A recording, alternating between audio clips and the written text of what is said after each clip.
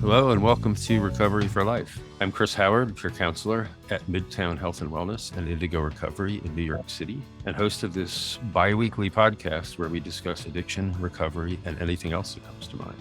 Here, of course, meaning equal, meaning we're all on a level playing field, which means I'm in recovery myself. As of this past January, I've got 10 years clean and sober. I should note that it took me almost 19 years to get here. Relapse isn't required, but certainly isn't uncommon. That may sound like a reasonable amount of time in recovery, but the truth is, today is all that matters. Every single morning, we make a decision to remain sober for the next 24 hours. Before we get going, it's important to mention that I am not a doctor, and we are not here to dispense medical advice, nor do we advocate any particular course of treatment. Please speak with your physician regarding issues related to your specific medication or treatment plan. If you don't have a program and would like to discuss options, you can find Midtown Health Wellness and Indigo Recovery at nyc-doctor.com. The series of podcasts is essentially our group discussions on tape. Until now, we've been focusing on opioid addiction, and the others joining me have all been part of the Suboxone program at Midtown Health. So we've spent a bit of time discussing everyone's personal feelings about medication-assisted recovery. However, as of today, we're expanding into all areas of addictions. As always, the focus will not be so much on our past, our addictions, but on how we're navigating our individual paths toward physical and emotional health.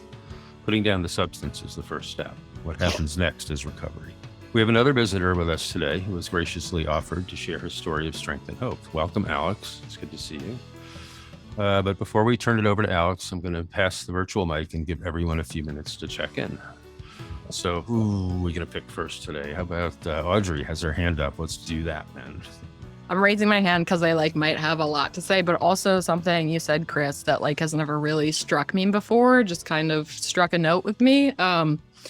Something you said in the intro, that you have every day, 24 hours, you have to be focused on your recovery. And that just kind of struck me because this past week I've been having a really tough week emotionally. And being in recovery and being sober is really something that you have to pay attention to every day and even every hour, every second, because you can go from being totally fine to either something happening, getting triggered, or even for no specific reason. You can go from being fine to wanting to use. And so this past week, I just had a really rough week emotionally because someone I was talking to for a bit, they just abruptly stopped talking to me after they seemed like they really cared about me. And I got a message from them saying yesterday saying that they just want to be left alone. And because I'd sent them 5 messages and then unsent a bunch of messages. And so that emotional part of that affected my well-being. I had cravings to use and just want to forget about it. And I don't know if anyone has seen Eternal Sunshine of the Spotless Mind, but when they erase all your memories, I was I wish I could just do that with him. But I did take another Suboxone just because I wanted to fall asleep and feel fuzzy, and I haven't done it after that. And I've been trying to keep in touch with people, but I need to do a little bit more work in terms of going to other meetings. So doing better today. And thanks for letting me share that. Yeah, thanks. I appreciate it. And in all fairness, that part of the script is fairly new. Hasn't always been there, but maybe the last 3 or 4 times. Who's going to be next? I'm going to go around now on the screen. So John, you're next on my little screen here. Yeah, hi, this is John. I've been with Midtown Health Wellness for over 3 years. I've been sober for over 2 years now. I completed my Suboxone treatment 2 months ago and some change. And it's been going really well. I've been getting back my bodily autonomy and emotions and things like that. And it's been really nice. It's been very interesting, to say the least, to just rediscover myself really and establish my new norms and things like that. And it's been going really well. And I have a lot of other good things going on in my life right now that I'm looking forward to. And yeah, I'm just kind of just keeping the positivity going and just seeing how this goes as the time progresses. But so far, so good. I haven't had any withdrawals or anything, so it's good news. It is good news. Glad to hear it. Amy, you're up. Hi, Oh, there you I'm are. Amy. I was muted. I've been with Midtown Recovery for almost 3 years now, and yeah, I've had a rough couple of weeks. And Audrey, I just wanted to tell you that I've been through that, and I was with someone for almost 2 years and had a child, and they just up and left, and I never saw them again ever. So I understand, and it's really rough. It's just rough. It just is. No matter how long you've been with them, it doesn't matter. But anyway, I've just had a really rough, probably the roughest 2 weeks I've had in years. And some of you know, and it's just been really, I'm overwhelmed. And my daughter's been very sick, and it's just been a lot. And so I've taken extra myself, just going to be honest. It doesn't make me go to sleep. It gives me more energy so I can keep up with everything that's going on in my life and my child and everything. And I haven't told, my husband a lot about things, and I'm scared. I'm very scared, and but I'm also strong, and I've been through a lot worse. So I got this. Thank you for letting me share. Thanks, Amy. As always, for your honesty. Stephen, your turn. Hey everyone, my name is Steven. I've been with at Midtown Health and Wellness for about 3 years, sober for 7, going on 8 years. And before I continue, I just want to address both Amy and Audrey. I just want to say that, I haven't known you long, but I can tell that you're both incredibly strong women. And whatever you're going through right now, this little bump in the road is going to be nothing. You're going to look back on it and laugh, probably in a little bit. And just know that I'm thinking about you and sending you strength and love. And I also wanted to say to Audrey that I felt a connection. I felt my 20s. And Audrey, I don't know how old you are. You look really young, but throughout my 20s, I've had plenty of situations that were similar to the ones that you just described. But once you find the right one, it's worth going through all this bullshit. So just stay strong. Thank you.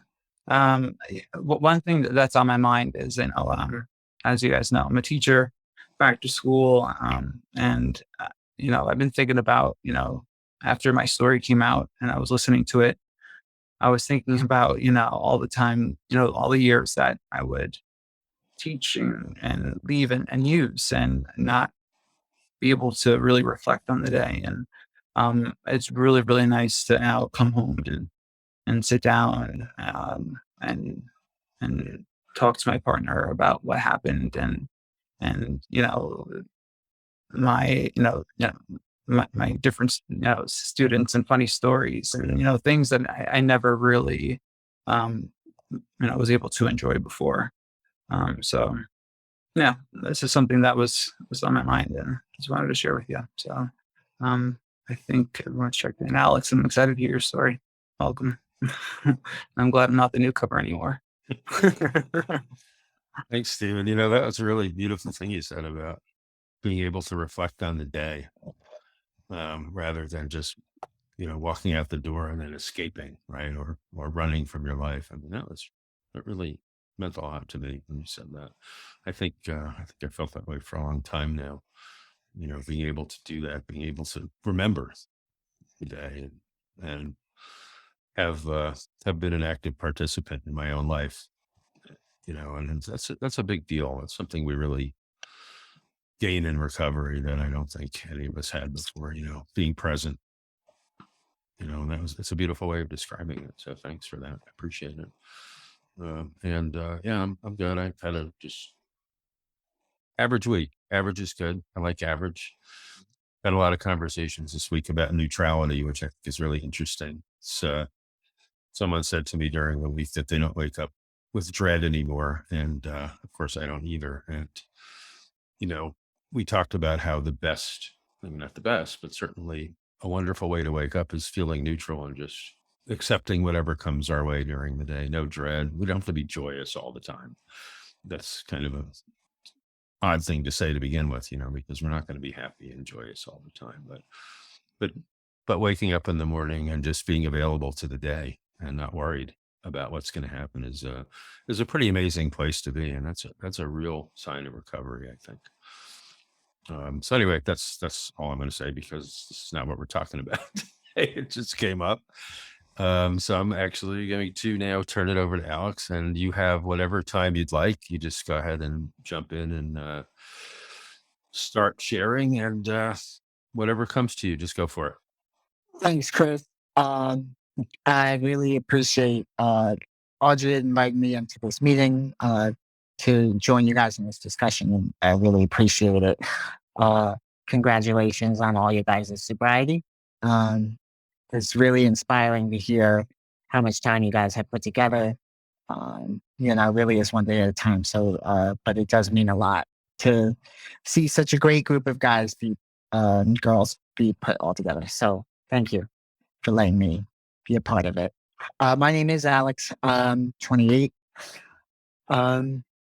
I started drinking when I was about not really too young. It started maybe just before I was 21, maybe 18. Remember the first time I really drank was at a graduation party. And my first memory of drinking was a blackout memory, as many of you guys might be able to relate to. And it's been a slow progression from there over the past 8 years or so, but persistent nevertheless. Over those 8 years, I've accounted myself up with 2 DWIs, probation for 3 years, and right now dealing with more of that. Right now, I had the wonderful opportunity after my second DWI to attend St. Christopher's down in Garrison, New York. This is an all men's rehab, inpatient rehab, and it was one of the best experiences I've ever had. It's run by Friars of the Atonement, St. Francis, and it was beautiful. So I recommend checking it out. But I spent 91 days there. Now I've been out of St. Francis. I've been out of St. Christopher's since early March, and I'll be coming up on 10 months shortly. So it's kind of where I'm at right now. But that's a little bit of the history of everything going on with me.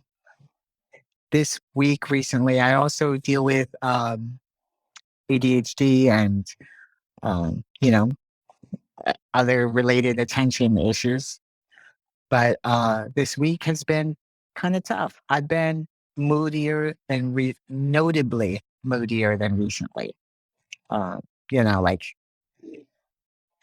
It's been kind of, I don't know exactly what's causing it, but I do notice that I've been quite a bit moodier this week. But that's my whole check-in and kind of background and everything like that. Thank you guys. You feel free, feedback or however you'd like. Thanks for sharing that.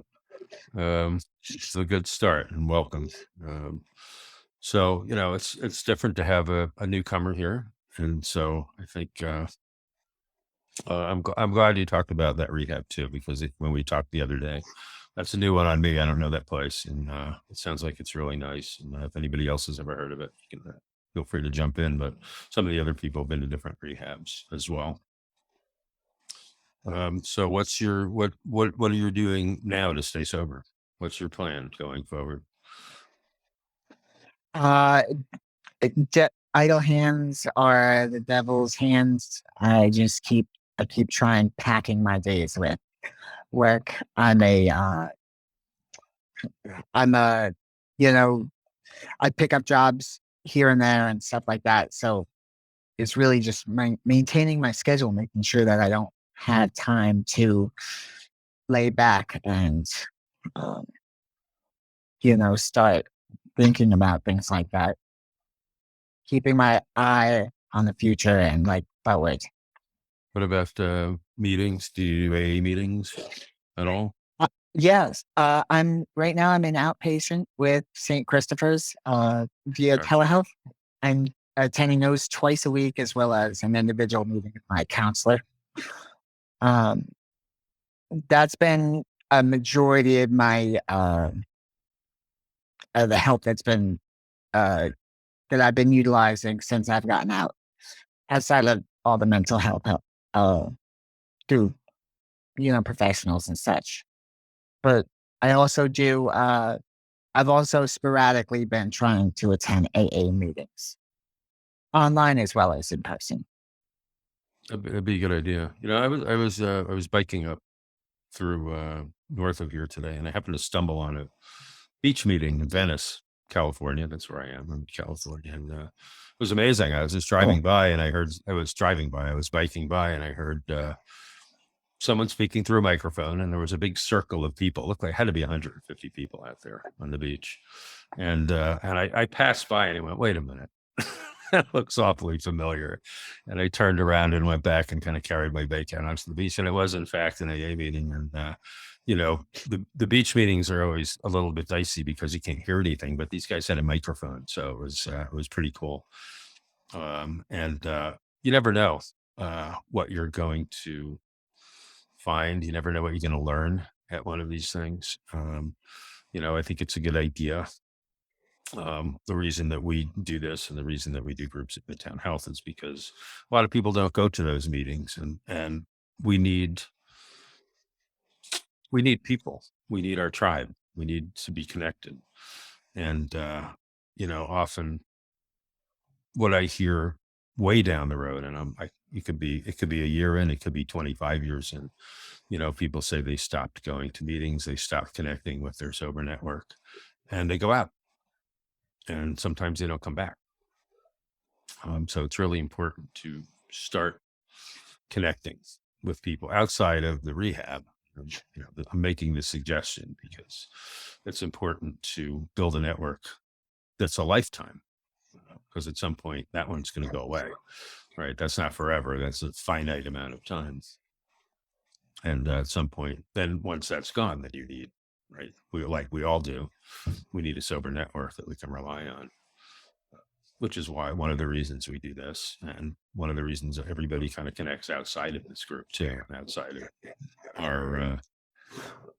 our little group. Audrey's got her hand up. I see you. Hands, because I never know when to like interject. But Alex, if you feel comfortable, would you mind talking about like how the drinking kind of progressed into getting so bad with the DUIs, and like if you dealt with any like mental health issues that made you want to drink, if you want to go into that? Yeah. Initially it started off pretty hard because, I started right off with blacking out. And then I guess because I would smoke weed as well and do a bunch of other things as well. So it was a combination of kind of like, I'm young, I'm pushing my boundaries, I'm trying some new stuff, and the line between young rebellion and actual oncoming issues to my daily life started really getting thrown out of balance. to the point where like you just, this is something that's going to be an ongoing issue. And I found that out after during the first DWI that I got. I was, the short story is I was actually outside of a bar waiting for my brother to pick me up. And I went to go close up the windows to get my backpack out of the car. And because of that, the key was in the ignition, and the officer sits outside of bars to make sure that no one's driving. And he saw the lights turn on, and he gave me a pretty hard time after that. And I got charged for DWI. That's just, although it seems silly being like, okay, like, like, just don't give me such a hard time. Come on. But like, yeah, I'm so fortunate that like, it wasn't like, because there was no guarantee that that wasn't the time that I wasn't just going to hop in the car and drive home anyways. But I didn't have my brother on the ride home because I've done that so many times beforehand. And so he stopped me, and that's kind of was the first progression. The second one was much, much worse. And I actually was headed home from work. I had stopped by the liquor store and I picked up some drinks.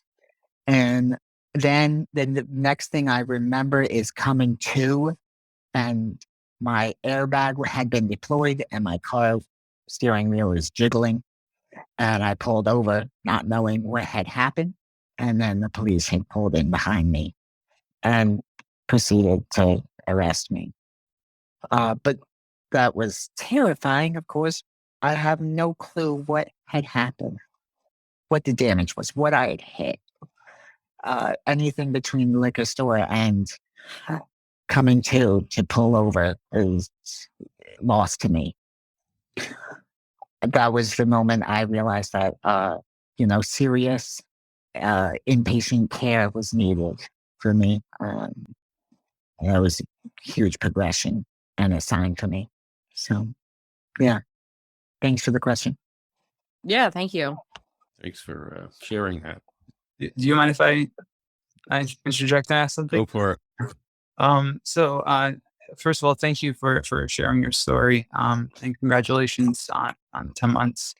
I know before you mentioned feeling, I don't know, I think this week you said you were feeling frustrated. I don't know if that's the exact word you used. So I just wanted to ask, what are you doing for self-care? I know you said you're doing things to keep yourself busy, but what are you doing to make sure you take care of yourself?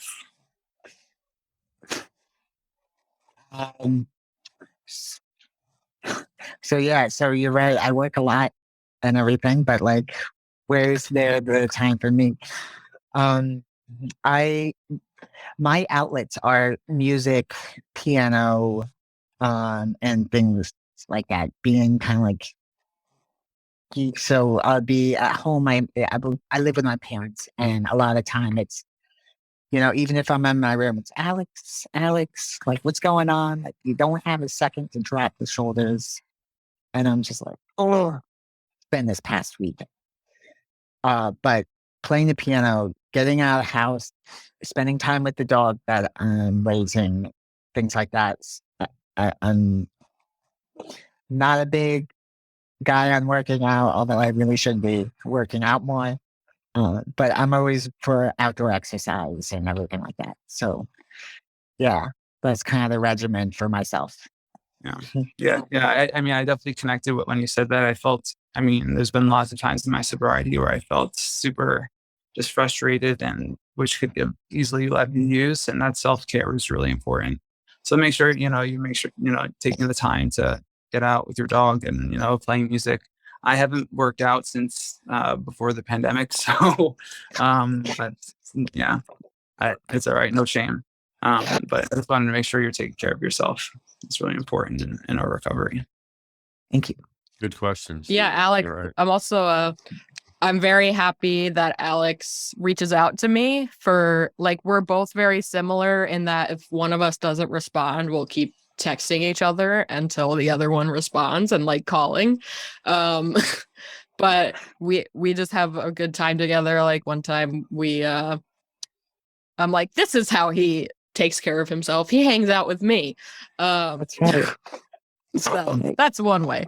But like one of the best times we had together was like we just went to Grace Church, which is like the church that I used to go to, the church that Alex goes to, and I sang along to a bunch of songs, like pop songs, and he was playing the piano, and we just like have very fun, creative times together. So I'm glad for those times.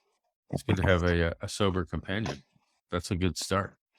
And Audrey, Very good fortunate. choice. Good choice. Who else wants to chime in here? How about you, Amy? Yeah. I'd like to say thank you for sharing. And also, you didn't get very much into what's the word I'm looking for? Audrey said it. Mental health. Yeah. Because I have a lot of issues. So I would just like to hear about that. Yeah. So when I was in high school, I was a very outgoing, exuberant, exciting young kid, as I still am. Very, very outgoing and bubbly and all that. But throughout probation, DWIs, I went through 3 years of probation. And so, first of all, it's killer on your dating life. Done. No car. You have an intoxilock on your vehicle, all these things. So my social life drowned tremendously. It suffered tremendously, which put me into like, a natural, whatever the circumstantial depression is. It's under the circumstances, the depression takes place and it sucks. But that took place for a majority of the 3 years of my probation. I was very fortunate to have a few friends who are still able to hang out with that throughout the Audrey. That doesn't point towards you. It's fantastic.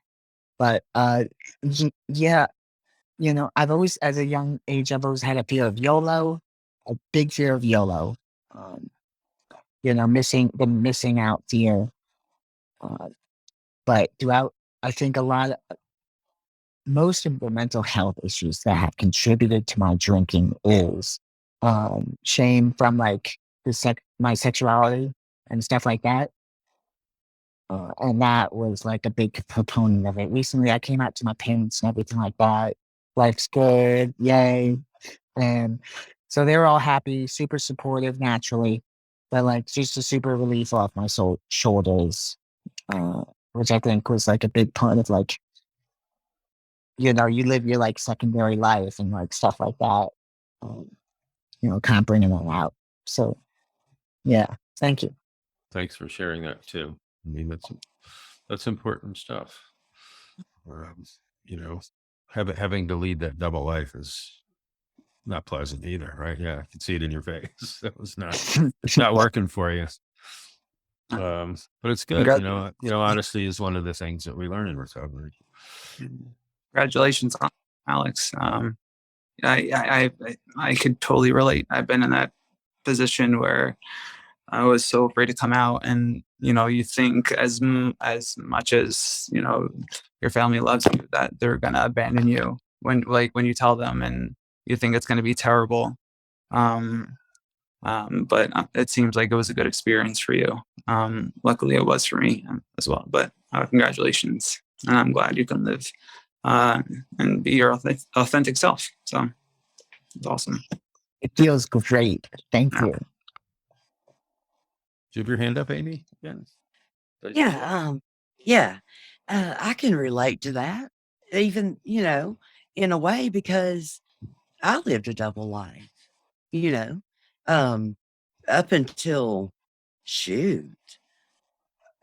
3 years ago, even, because I'm a damn good actress, and you become that in addiction.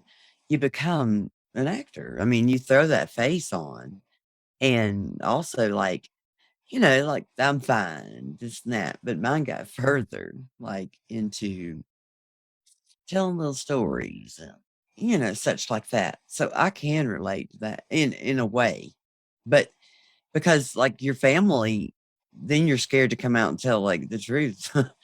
Yeah, so I can relate to that in a way. In a way, Yeah, Audrey, go ahead. Sorry, my TV like turned on randomly and I'm not even sitting on the clicker. But anyway, I don't know if you guys call it a clicker or remote. I say clicker.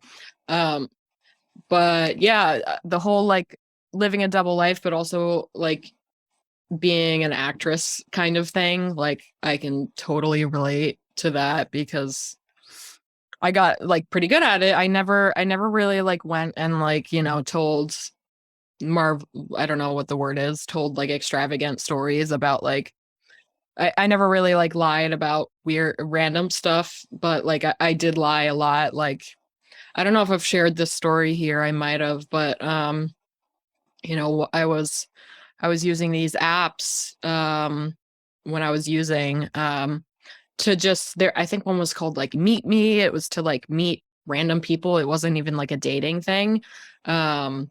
And I was in Nebraska for my mom's triathlon, and I tell my brother like because there was a rental car, and I don't know why I didn't want to drive it, but excuse me, I told my brother that I wanted to check out a restaurant, and I had talked to someone on Meet Me that was going to sell me some oxys behind this restaurant. And so I just get my brother to drive me to this random restaurant on the side of the highway. And I mean, he never knew, but I was like, yeah, I just wanted to go check out this restaurant, and like ended up getting pills and like, but also like feeling like you have to not like really cover up your lies, but like just like the shameful and the guilt feeling of like having to just knowing that you're not being authentic and like especially to my parents, because I lived with my parents through my drug use for most of it. I mean, I was at school at FIT for some of it, but so I felt a little free in that sense. But especially being at home, it's like, okay, my parents would be asking me, I was in my early 20s, like 19, 20, 21. They'd be asking me, oh, where are you going? Where are you staying? I would always lie. And I don't know, it's kind of intertwined with the shame and the guilt of them not knowing what you're doing, and knowing that people don't approve of what you're doing, and also like lying to your friends saying you're totally fine, you're not using. I mean, my friends were shocked when I told them that I had gotten like devastatingly addicted to painkillers and was on Suboxone now. But they knew a little bit what was up, but they didn't know the full story. And yeah, I think I have also mentioned this before, but like I forgot my best friend's birthday. And she was really upset, and it's just little things like that where they were like, maybe something is up, she's not talking to us. But yeah, it gets really lonely also, like living and using. It just you have to make up this persona towards everyone else that everything is fine, and you don't want any help. So that just puts you in a deeper hole of like loneliness, I think, which like just multiplies onto itself and makes things worse. Get there. Yeah, no question. Hey, John, we haven't heard from you. You want to jump in? Yeah, absolutely. Alex, thank you so much for joining today and telling your story. Very courageous, and just proud of you for coming on here and just being honest and open with all of us and everybody out there. It takes a lot of courage to do that, and just want to acknowledge that and say thank you for sharing. I did have a couple questions. So one was in regards to your first DWI, where you said you had turned the ignition on and the cop had give you so the car wasn't in movement, and yet they still give you DWI. Is that right? Yeah, this is right down during the crackdown of Stat DWI in Dutchess County. And they actually used me as an example of the law. Um, they really threw the book at me hard, 3 years probation because of that.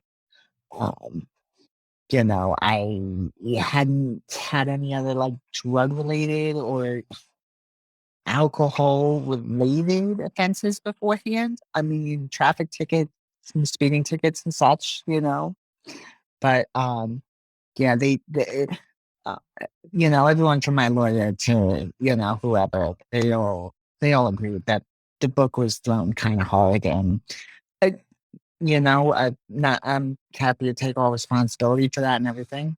But, yeah, that was kind of the case. I had explained to him that my brother was on his way and everything. He was very nice and understanding about the whole thing. He didn't let me sit up in the front on the way to the station. But yeah, that was the case. Yeah, again, I appreciate you guys having me speak on here and everything. I'm still processing the whole fact this is going live on a YouTube stream and everything. So my my courage is, to that point. So thank you all. Understandable. So I could relate to what had happened to you. I didn't get necessarily a DWI, but when I was 18, I was pulled over by the narcotics unit, and I got the book thrown at me for marijuana. Now I'm going to be 36 in November, so this was years ago when it was, looked at I guess as a harder drug or whatever you want to call it. But yeah, I had the book thrown at me, and I had to serve alternative incarceration for over 2 years. But yeah, I also related to the incident that you had mentioned about blacking out and waking up to an airbag. For me, I totaled my car. I OD'd while I was driving, completely. Hit a guardrail, flipped it, landed into a tree, and I ended up in the ICU. And I just know how traumatic that is. Just not knowing where you are, and it can be very traumatic. And you're a very strong person, and I just wanted to acknowledge that. And thank you for sharing your story again. And hopefully, we get to see more of you on this podcast. Thank you, John. Thanks, John. Yeah, actually, I one of my DWIs, was just that I was in my driveway and the key was in the ignition, and that was all it took. Of course, when the cops pulled me out of my van, I was unconscious, so that had something to do with it too. And I hadn't hit anything, but that was one of several. So I know it, and you know what, at that time I thought, wow, they really wronged me here. But, the last one I got, which was a felony and, cost me a lot and a lot of time and a lot of community service and other things. I can never thank that state trooper enough for pulling me over and getting me off the road, because I would have killed someone at some point.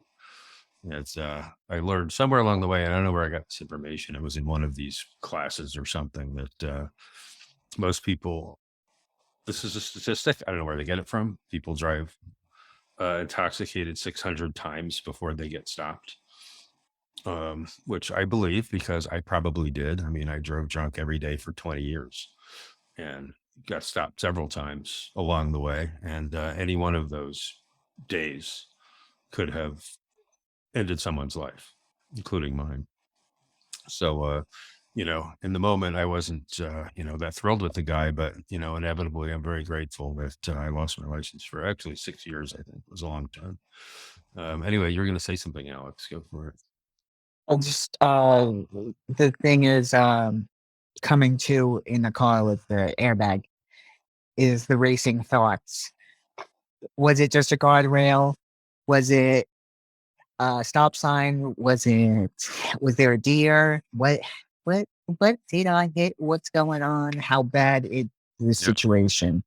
And not being aware of it is uh, is like super traumatic. I don't know how. Uh, I'm so fortunate no one was hurt and that I was able to pull something very valuable away from that. Um, Absolutely. I totally Thank you. agree, and I'm grateful that you're here. Um, that is I going through it myself. I had to find out afterwards because I had a concussion. I didn't have any recollection of what happened until I was transferred out of ICU, and my parents could come and tell me what happened. But it is very scary, and it's um, something again I wouldn't take back. It's something that has made me who I am today, and I'm very glad and grateful to be here and alive, to be sharing and hearing from you and everybody else. It's this is the community aspect of my sobriety, and the more people that I get to interact with, I guess I don't know, the more I become enlightened, and my perspective changes, and it's just really nice to be able to hear other people's stories. It really is. It's just very something special. And again, thank you. Thanks, John. I think Amy, you had your hand up before too again, didn't you? I can thank you. I do appreciate you for sharing this because it brings a lot of memories up for me, you know? And also, I'm glad you're here. I'm glad you didn't hit anybody or anything like that. You too, Chris, for real. Mm-hmm. My dad drank and he drove drunk for probably 40 years.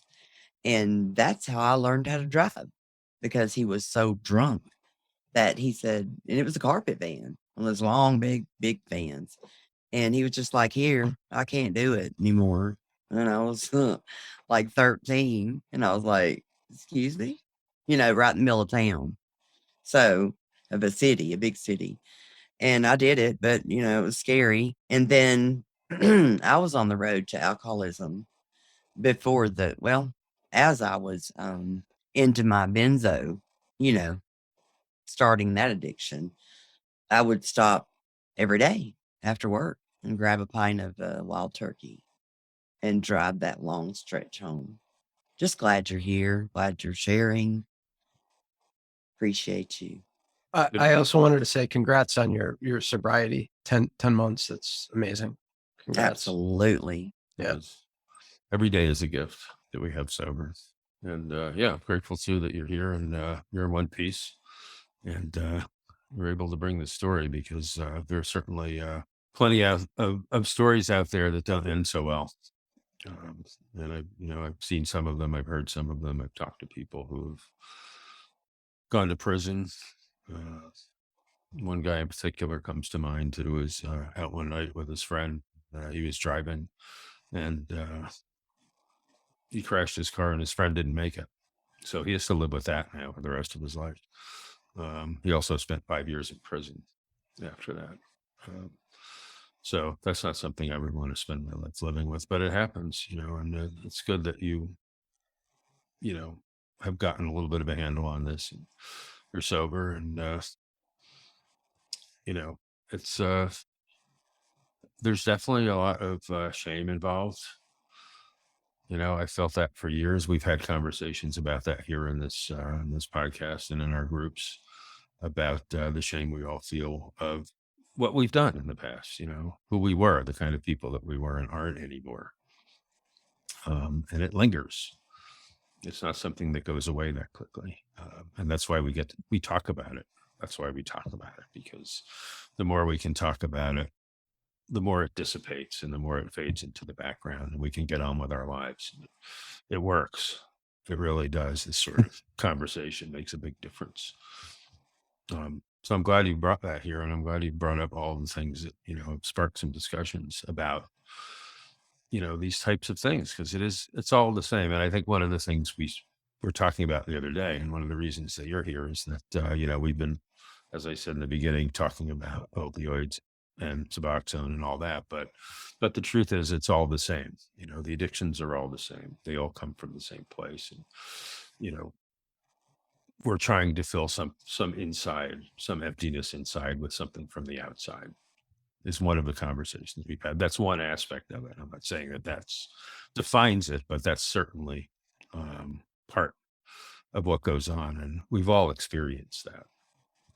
I don't think there's a person here who's going to say that they haven't experienced that emptiness that they're trying to fill with a substance, or in other cases, gambling, sex, pick something. It doesn't really matter what it is. It's all that same feeling. And this is why we need to expand this. And we're growing. We're going to invite people like yourself. We're going to talk about all of these things as one feeling, as one addiction, as one way of life. So I'm glad you're here. Really, I'm glad this worked out today. Anybody else have anything to throw in? We're getting close to the end, but we still got a few minutes before we're going to do our lightning gratitude round. I just had something that came to mind.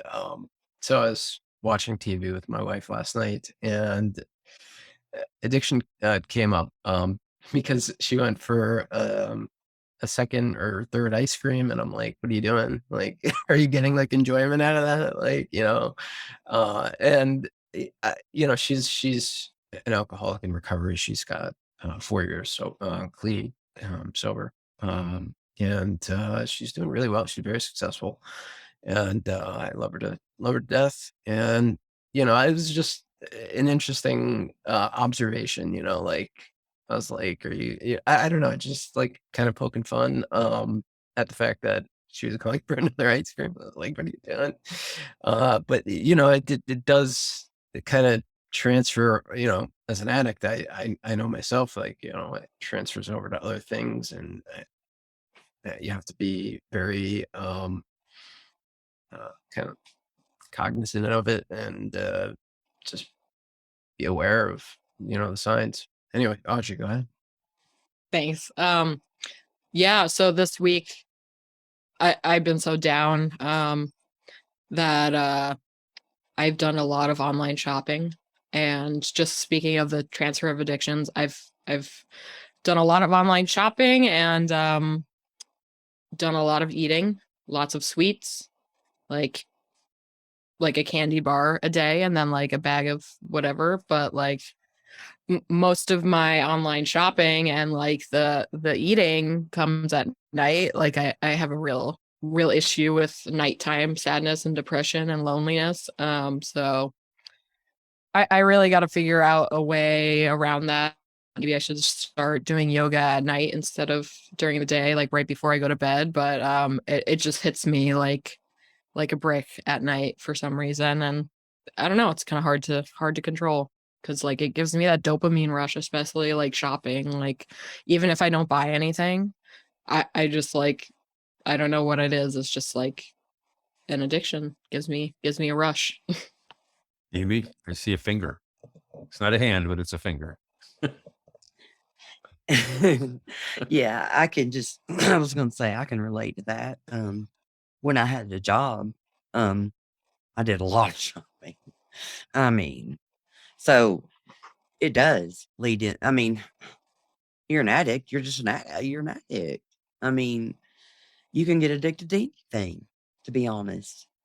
I mean, exercise, eating, as John said, and Audrey.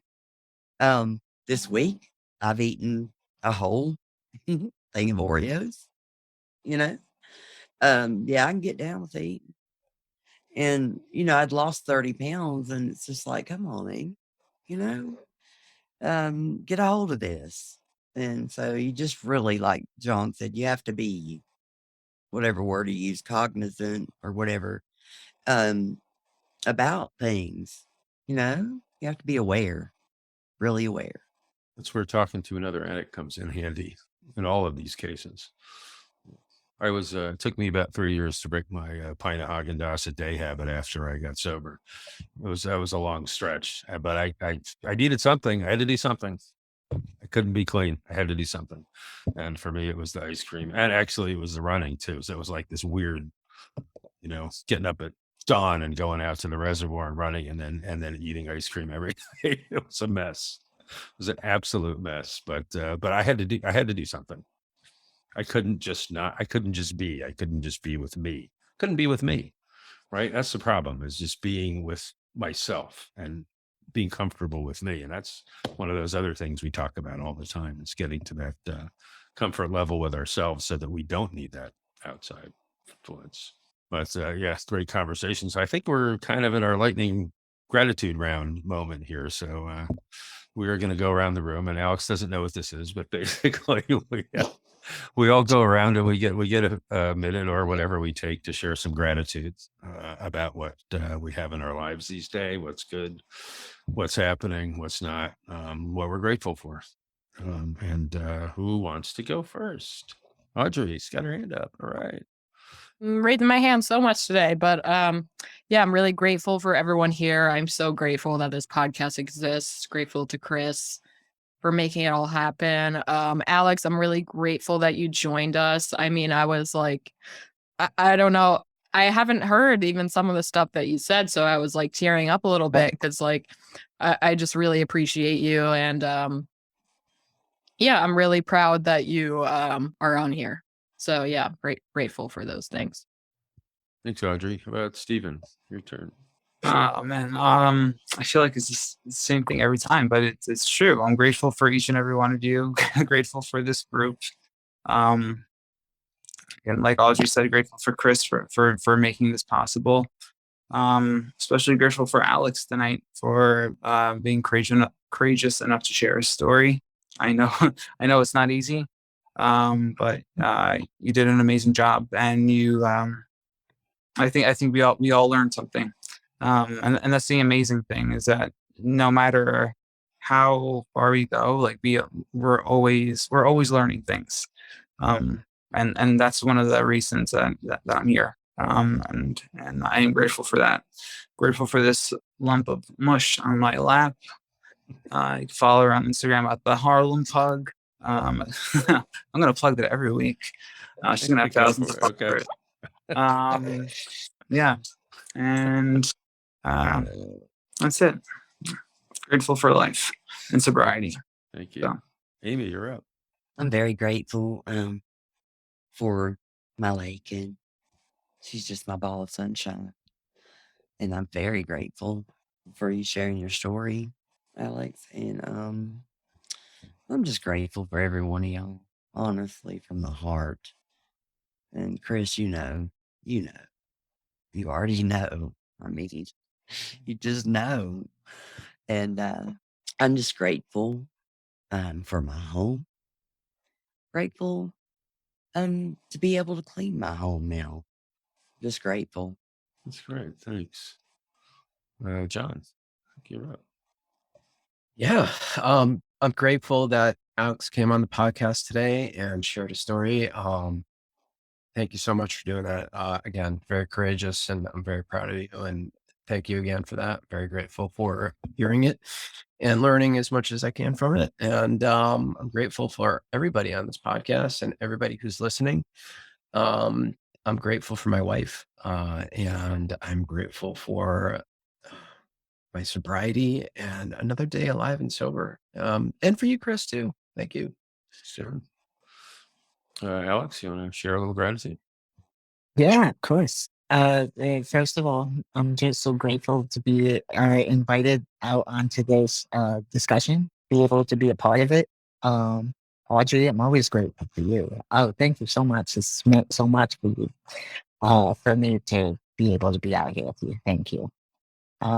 And grateful for you showing your little ball of sunshine onto the camera, and all of you for coming out and sharing a little bit of yourself as well. So thank you so much, guys. Thanks, Alex. The Harlem Pug, star of the show. Grateful for all you guys for being here, and Alex, thank you so much for coming on and sharing. That word courage came up several times during gratitude, and it does take an enormous amount of courage to face life in sobriety. It's not an easy thing to do. Change is difficult. Life is difficult, and facing it without our substances is a challenge, which eases over time. We get better at it. And, that's the beauty of recovery and of sharing our stories and of doing this together. So I thank you all once again. I have my little ending speech here if I can find it. Okay, man. So yeah, thanks again, Alex. Thanks to everyone as always for bringing your honesty and your insights to this podcast. And thanks to the listeners who have joined us or who will join us, because this is recorded, it's not live, so whoever picks it up. And if you have any thoughts or feelings you'd like to share about anything you heard, please send us a note through one of the various available channels, which are YouTube, Spotify, and a bunch of others. I'm not really sure of all of them, but we're out there. We look forward to hearing you. So thanks again, everybody, for being here. And thanks again, Alex. And we'll see you all in a couple of weeks.